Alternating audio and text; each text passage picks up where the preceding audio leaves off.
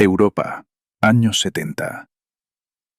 En la penumbra de un piso franco, lejos del sol de Oriente Medio, ocurre algo inconcebible.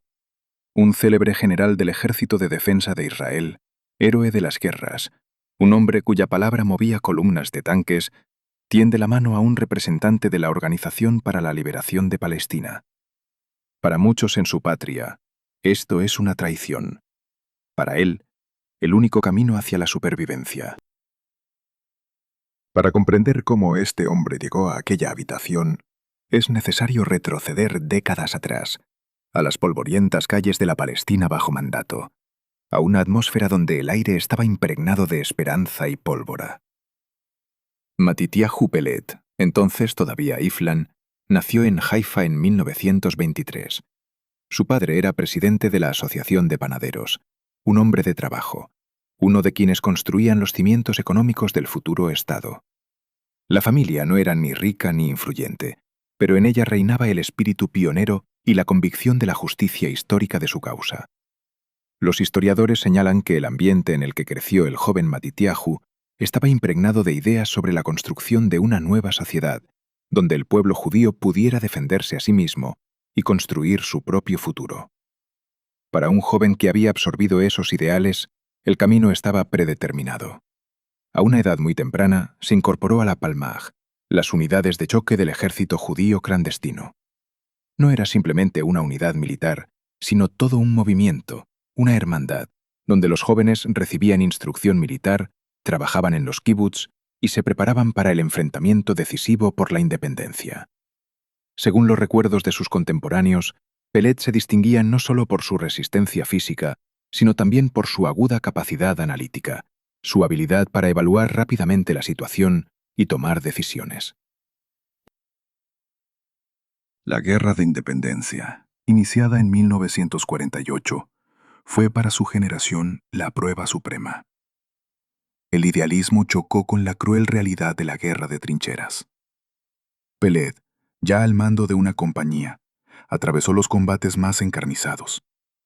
Vio caer a sus camaradas. Vio con qué sangre se pagaba cada metro de tierra reconquistada. Fue una experiencia que lo cambió para siempre. En una de las batallas más duras de su vida pendió de un hilo.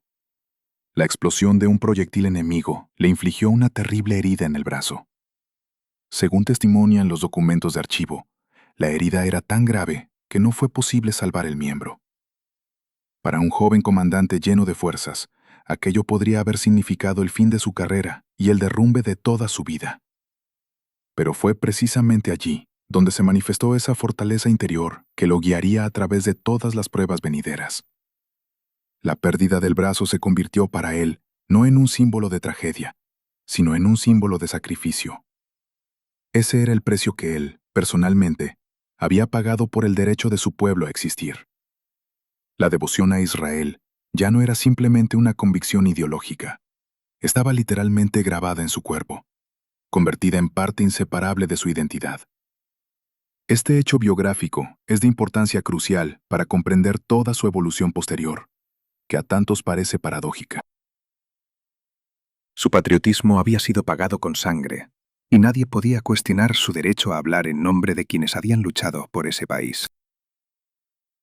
Para muchos, tal mutilación habría significado el fin del servicio militar, un retiro honorable y una vida a la sombra de glorias pasadas.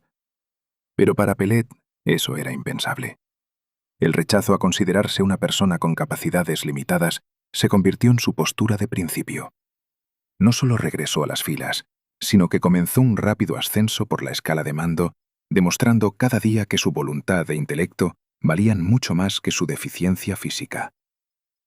Los historiadores que estudiaron su biografía señalan que el mando lo valoraba no solo por su experiencia de combate, sino también por su rara capacidad para la planificación estratégica. Comandó brigadas, ocupó altos cargos en el Estado Mayor, y su reputación como uno de los oficiales más brillantes y prometedores de la nueva generación no hacía sino crecer.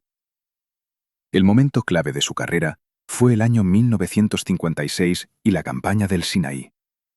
Tras la exitosa operación, Peled recibe un nombramiento que difería radicalmente de todo lo que había hecho hasta entonces. Se convierte en gobernador militar de la Franja de Gaza. Allí, en el cargo de administrador, el oficial de combate se enfrentó por primera vez a un problema de otro orden. Una cosa es derrotar al ejército enemigo en el campo de batalla, y otra muy distinta es gobernar la vida de cientos de miles de personas que te ven como un poder ajeno. Este período suele pasarse por alto en el análisis de su vida, pero fue de importancia crítica. Fue precisamente esta experiencia la que, según muchos investigadores de su trayectoria, sembró en su conciencia las primeras semillas de la duda de que los métodos puramente coercitivos pudieran conducir a una solución duradera y estable. Tuvo que adentrarse en cuestiones de infraestructura civil, economía y necesidades humanitarias de la población. Vio desde dentro un mundo complejo y multifacético que no podía simplemente someterse mediante órdenes. Este no era todavía el Pelet que el mundo conocería más tarde. Seguía siendo un militar duro y pragmático, convencido de la necesidad de un ejército fuerte para la supervivencia de Israel. Sin embargo, según testifican sus intervenciones posteriores, la experiencia de gobierno en Gaza lo llevó a reflexionar sobre los límites del poder militar. Comprobó en la práctica que, tras la victoria militar, comenzaba una realidad política y humanitaria de enorme complejidad para la que el ejército, por su propia naturaleza, no estaba preparado. Esta lección la recordaría toda su vida, y aún desempeñaría su papel en los años en que una nueva y aún más terrible tormenta comenzara a acumularse en el horizonte. La década transcurrida desde la campaña del Sinaí cambió tanto al propio Pelet como al ejército en el que servía. Para la primavera de 1967, ya era general de división, jefe del Departamento de Logística del Estado Mayor General. Este cargo, que parece puramente administrativo, en realidad le otorgaba una comprensión profundísima de las capacidades reales del ejército. Conocía hasta el último proyectil, hasta el último bidón de combustible, de qué era capaz el Tzahal, y lo que es más importante, cuánto tiempo podía mantener su plena capacidad operativa. Y cuando en mayo de ese año Egipto introdujo tropas en la península del Sinaí, exigió la retirada de los cascos azules de la ONU y cerró el estrecho de Tirán a la navegación israelí, Pelet fue uno de los primeros en el alto mando en comprender: esto no era un simple sable en vaina. En la tensa atmósfera de las sesiones del Estado Mayor General, celebradas aquellos días de forma casi ininterrumpida, su voz sonaba con especial firmeza y convicción. Los historiadores que estudiaron las actas de aquellas reuniones señalan que Pelet, junto con el jefe del Estado Mayor, Itzhak Rabin, y el jefe de la inteligencia militar, Aharon Yarib, formó el núcleo de los partidarios de un golpe preventivo inmediato y devastador.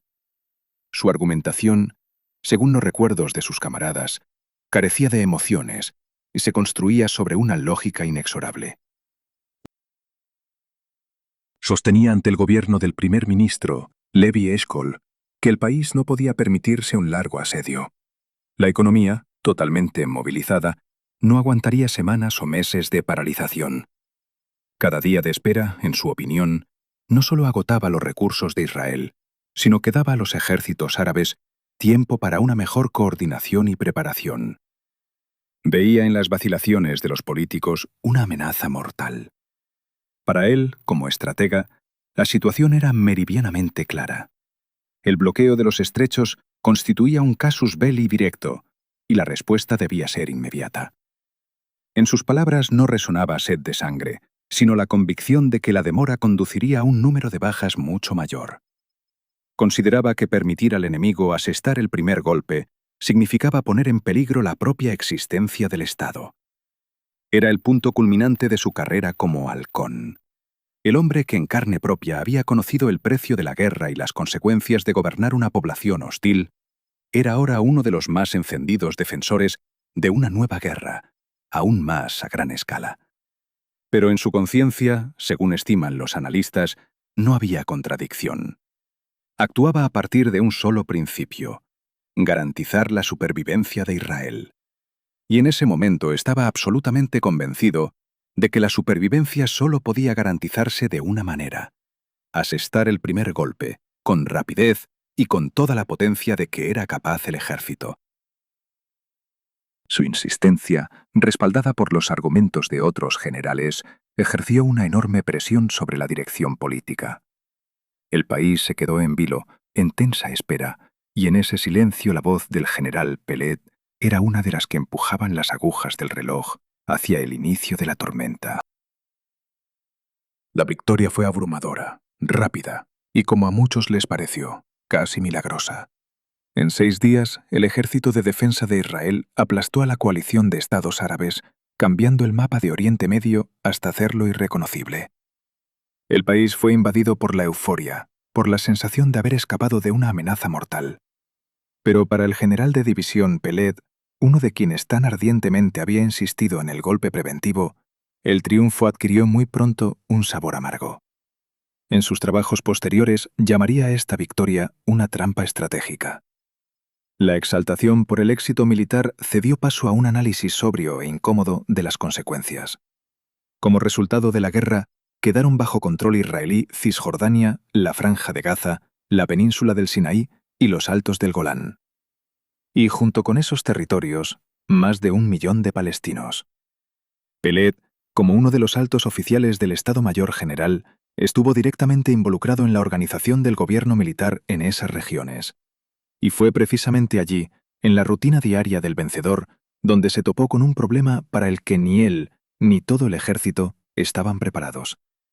Los mapas militares, en los que tan claramente se trazaban las flechas de las cuñas blindadas y los esquemas de los ataques aéreos, resultaron inútiles para resolver cuestiones de abastecimiento de agua, administración civil y la resistencia sorda pero constante de la población.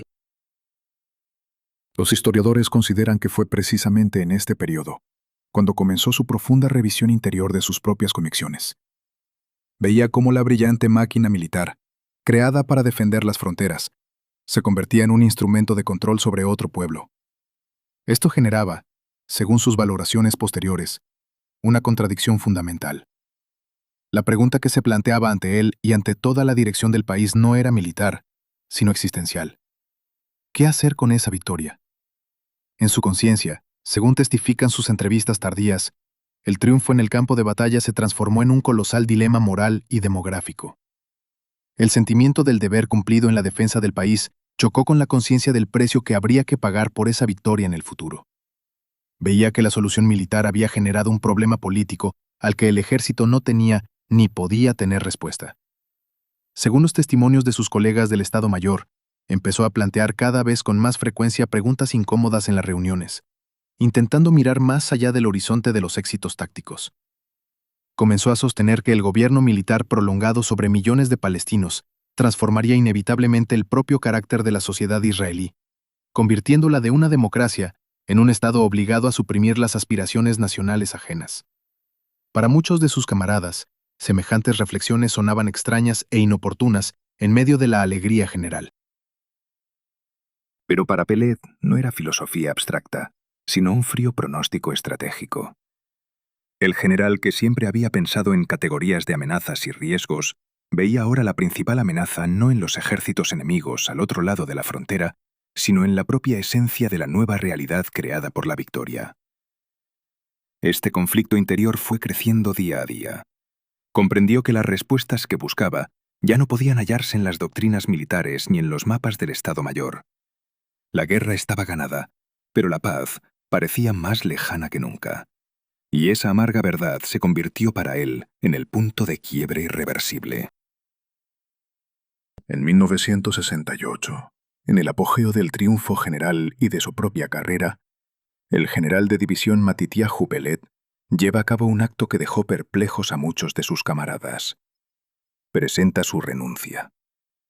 En el momento en que tenían abiertas ante él las puertas de la gran política o de la dirección de la industria de defensa, elige un camino completamente distinto, impensable para un general de combate. En lugar de un sillón en el gobierno o en el consejo de administración de una gran empresa, elige el silencio de la biblioteca universitaria. Se convierte en doctorando y luego en profesor del Departamento de Literatura Árabe de la Universidad de Tel Aviv. Para un hombre cuya vida entera había estado ligada al enfrentamiento con los ejércitos árabes, esta elección parecía paradójica, por no decir provocadora. Pero, según testifican sus trabajos tardíos y sus entrevistas, para el propio Pelet era el único paso lógico. Comprendió que las principales preguntas que lo atormentaban desde la guerra, los mapas del Estado Mayor y las doctrinas militares no ofrecían respuesta. Y partió a buscarlas en el lugar más inesperado, en la cultura de quienes estaba acostumbrado a considerar el enemigo. Según los recuerdos de sus estudiantes, se aproximaba al estudio de la cultura árabe con la misma metodicidad y minuciosidad con que antes estudiaba los mapas de las posiciones del adversario. No era un interés superficial. El general, acostumbrado al lenguaje de las órdenes, se sumergía en el mundo de la poesía árabe, la prosa y la filosofía. Los analistas que estudiaron este periodo de su vida coinciden en que no se trataba de un mero interés académico. Era una búsqueda orientada a encontrar la clave para comprender las causas profundas del conflicto. No buscaba respuestas en los informes de inteligencia, sino en los versos de los poetas medievales y en las páginas de las novelas contemporáneas. Fue precisamente allí donde, como escribía más tarde en sus artículos, descubrió lo que la estrategia militar ignoraba: la profundidad de la identidad nacional, el dolor del trauma histórico y la inquebrantable aspiración de los palestinos a la autodeterminación. Los historiadores señalan que no fue un impulso emocional repentino. Fue más bien el resultado de un profundo análisis intelectual. Al estudiar la cultura, comenzó a ver en quienes estaba acostumbrado a considerar únicamente como el adversario, no una amenaza abstracta, sino un pueblo con su historia profunda, sus aspiraciones y, lo más importante, su propio relato nacional, que no era posible cancelar o ignorar mediante la fuerza militar. Su pragmatismo de oficial de combate no desapareció, simplemente se transformó. Pelet llegó a una conclusión que en aquellos años sonaba absolutamente herética. La seguridad a largo plazo de Israel era imposible sin el reconocimiento y la satisfacción de los derechos nacionales básicos del pueblo palestino. La cátedra se convirtió para él no en un refugio del mundo, sino en un nuevo puesto de observación desde el que veía el panorama estratégico de manera mucho más amplia que desde la ventana del despacho del Estado Mayor. Aprendí a hablar el idioma de aquellos con quienes, como ahora estaba convencido, habría que no solo combatir, sino también negociar. Este período de quietud académica no era sino una preparación para la siguiente etapa, la más radical de su vida. El general cambió el uniforme por la toga del profesor no para retirarse, sino para prepararse para una nueva batalla, la batalla por el diálogo, que se disponía a librar con la misma determinación con que en su día había conducido sus batallones de tanques. Las conclusiones alcanzadas en el silencio de las aulas universitarias exigían acción en la arena política. Para Matityahu Pelet, la teoría nunca fue un fin en sí misma. Habiendo estudiado la lengua y la cultura de quienes durante años consideró el enemigo, llegó a una conclusión práctica, de claridad militar. Continuar ignorando a la Organización para la Liberación de Palestina era un callejón sin salida estratégico que conducía a un derramamiento de sangre sin fin. Y entonces dio un paso que para muchos de sus antiguos camaradas de armas equivalía a cruzar la línea del frente y pasarse al bando contrario. En 1974 se convirtió en uno de los fundadores del Consejo Israelí por la Paz Israelí-Palestina. No era simplemente otra organización social más. Era un desafío abierto a la política de Estado, que por entonces prohibía categóricamente cualquier contacto con la OLP. El Consejo proclamó abiertamente un objetivo que sonaba a herejía: alcanzar la paz sobre la base del reconocimiento mutuo y la creación de un Estado palestino junto a Israel. Pero Pelet fue más allá de las declaraciones. Aprovechando sus contactos internacionales y la incuestionable autoridad de general de combate, comenzó a hacer lo que era inconcebible e ilegal. Se convirtió en iniciador de encuentros secretos con altos representantes de la Organización para la Liberación de Palestina. Estos contactos, según los recuerdos de los participantes en aquellos acontecimientos, se desarrollaban en una atmósfera de la más estricta clandestinidad, en capitales europeas, lejos del sol de Oriente Medio y del ojo omnisciente de los servicios secretos israelíes. He aquí la escena que parece sacada de una novela de espionaje. Un célebre general del Sahal, héroe de las guerras, un hombre cuyo nombre era sinónimo del poderío militar israelí, se sienta a la mesa de negociaciones con los hombres de Yasser Arafat. Para la mayoría de sus compatriotas habría sido pura traición, pero como el propio Pelet afirmaba en entrevistas posteriores, para él era la continuación de su servicio al Estado. Creía que la nueva línea del frente no pasaba por el desierto, sino por la sala de negociaciones. Arriesgaba todo: su reputación de héroe, su posición en la sociedad, incluso su libertad. Pero estaba convencido de que luchaba por el futuro de Israel. Según su lógica, que exponía en sus artículos, el rechazo al diálogo era una forma de capitulación ante la guerra eterna. Hablar con el enemigo no significa estar de acuerdo con él. Significa buscar sus puntos débiles, sus intereses y sus puntos de contacto, para en última instancia garantizar la seguridad del propio pueblo. Era el pragmatismo de un estratega aplicado a la diplomacia. Creía que solo mirando a los ojos a quienes estaban acostumbrados a considerar terroristas sin rostro, podría comprender su motivación y hallar la clave para resolver el conflicto. Fue un acto de valentía personal e inconformismo extraordinarios. Pelet iba contra todo su pasado, contra la opinión de la mayoría, contra la ley. Se convertía conscientemente en blanco de críticas y acusaciones. Pero en su entender, la forma más elevada de patriotismo no consistía en seguir ciegamente las órdenes, sino en tener el valor de decir no a una política que consideraba funesta para el país. Había luchado por Israel en el campo de batalla y ahora, según él lo veía, seguía luchando por él en la penumbra de los pisos francos, tratando de prevenir las guerras futuras. La prolongación lógica de la diplomacia clandestina fue el salto a la arena política pública. Si Israel no quería escucharle como general retirado y profesor, debía oírle como representante electo del pueblo. A mediados de los años 80, Matityahu Pelet se convierte en uno de los fundadores de la Lista Progresista por la Paz, un partido árabe-judío conjunto, lo que en sí mismo era un desafío para la sociedad israelí de aquel tiempo. Su elección al Knesset fue la culminación de su increíble transformación. El hombre que en las sesiones del Estado Mayor había exigido el golpe preventivo, se sentaba ahora en el Parlamento junto a políticos que muchos de sus antiguos camaradas consideraban enemigos del Estado. La tribuna del Knesset se convirtió para él en un nuevo campo de batalla. Sus discursos, según los recuerdos de sus contemporáneos, desencadenaban verdaderas tormentas políticas. Hablaba de cosas que para la mayoría de los diputados sonaban a herejía, como una directa intromisión en los fundamentos de la seguridad del país.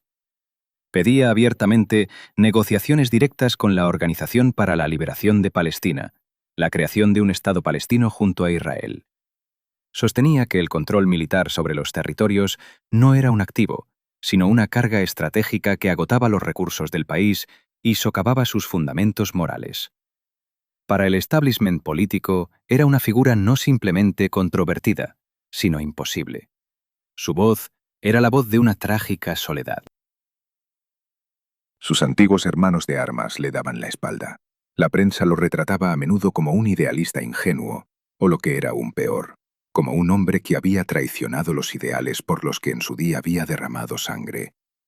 Los historiadores señalan que Pelet experimentaba una profunda frustración. Él, el general que había perdido un brazo en los combates por la independencia, se veía obligado a demostrar su patriotismo ante quienes consideraba políticos de despacho que no comprendían el verdadero precio de la guerra. En sus intervenciones resonaba no solo una posición política, sino también el dolor de un hombre que veía cómo su país, según su convicción, avanzaba hacia la catástrofe, y él era impotente para detenerlo. Su carrera política no fue coronada por grandes éxitos. Sus ideas fueron rechazadas, pero la historia tiene la costumbre de plantear preguntas incómodas. Décadas más tarde, muchas de sus propuestas más radicales, como las negociaciones directas con la dirección palestina, se convertirían en la base de la política oficial del Estado. Su legado sigue siendo objeto de encendidos debates. Fue Matityahu Pelet un estratega que se adelantó a su tiempo en décadas, distinguiendo el único camino posible hacia la paz a través de la niebla del odio y la desconfianza. ¿O fue una figura trágica, un idealista que, al conocer la cultura del enemigo, dejó de comprender sus verdaderas intenciones? ¿Dónde traza la línea el valor del inconformismo y el peligroso extravío? Entre las convicciones personales y el deber nacional. A esta pregunta la historia aún no ha dado una respuesta definitiva. Y juzgar sobre ello quizás no nos corresponde a nosotros, sino las generaciones futuras.